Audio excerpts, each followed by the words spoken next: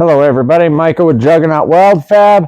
Today we're going to go over how to plug a tire. If you've never plugged a tire before, I'm going to show you the easiest way to do it. If you're on the side of the road, obviously you're not going to have the tools at hand that I do, but you can still do it on the side of the road.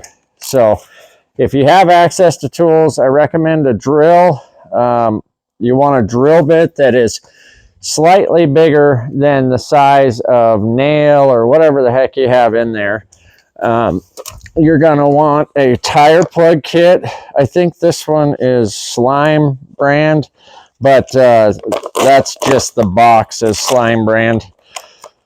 They make one that's pretty decent. I've had this one for years, but the actual plugs that I have are Blackjack, and I would recommend getting the T-handle kind. The screwdriver shaped ones, it's going to be hard, okay?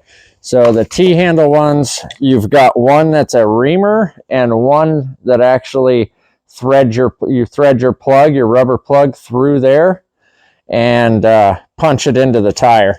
So I'm going to show you guys how to do that. I also keep spare valve cores in here and a little valve core tool, so that I keep that on the service truck just in case you've got a tire leaking that it's just the valve core. You can go ahead and unthread the valve core out of the valve stem, put a new one in and air it up. But we're going to start by removing the wheel.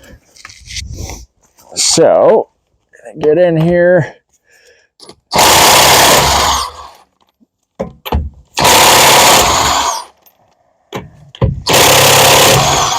These bad boys are tight. The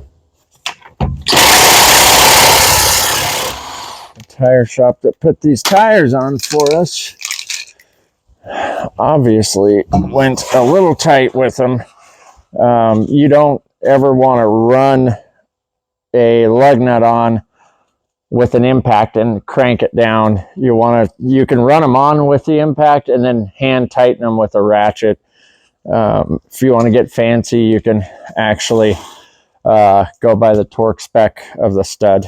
But you can see here, I'll move the camera in.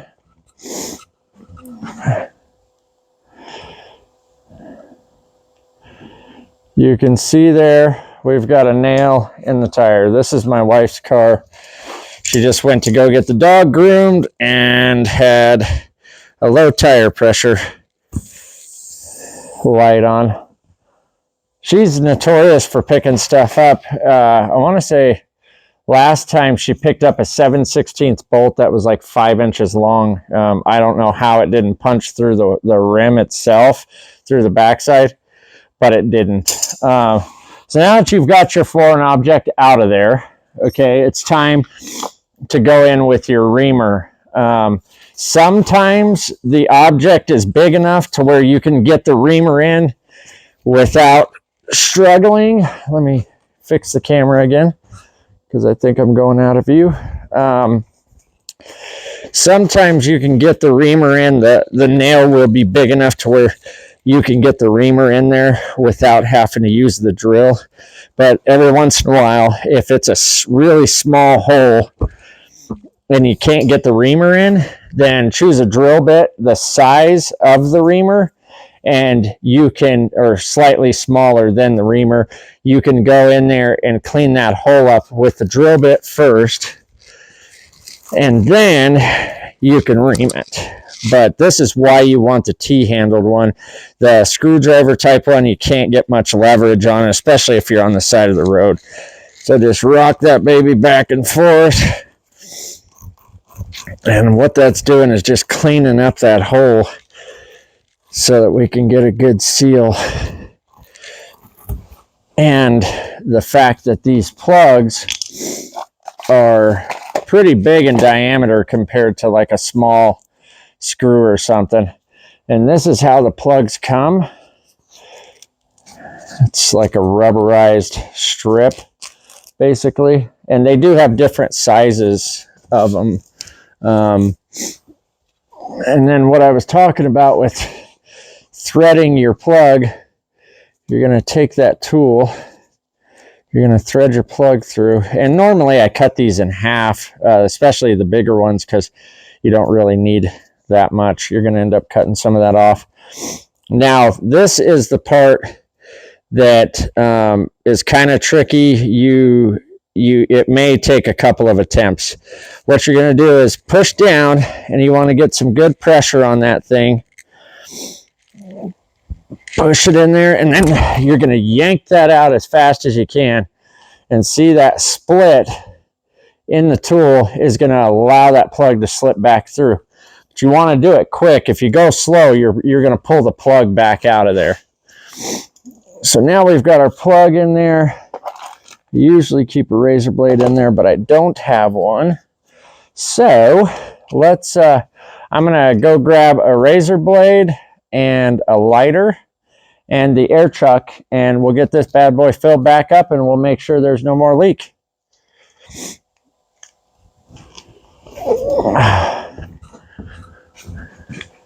Okay, so I've got my razor blade.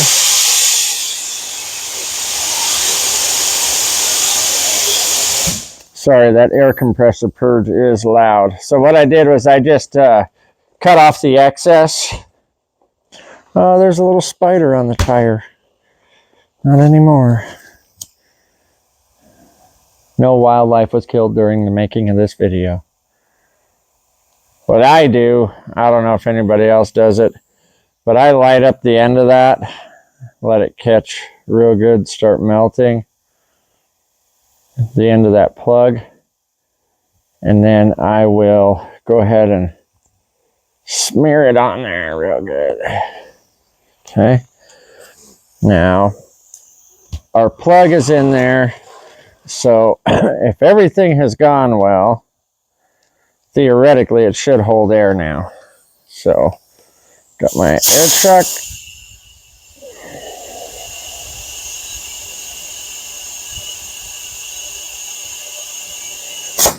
Put some air in this thing.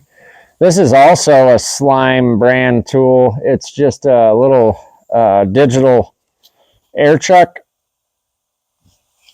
We definitely need some more in it.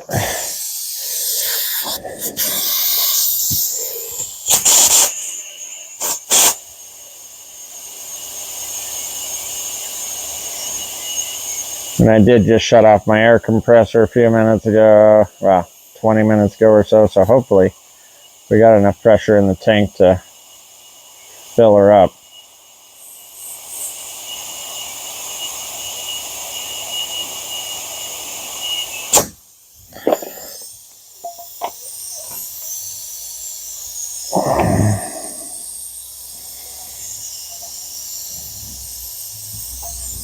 Well, and you got to be careful because it does have multiple settings, kPa, bar, and PSI. And so you obviously want PSI. I usually run these ones around 45 pounds.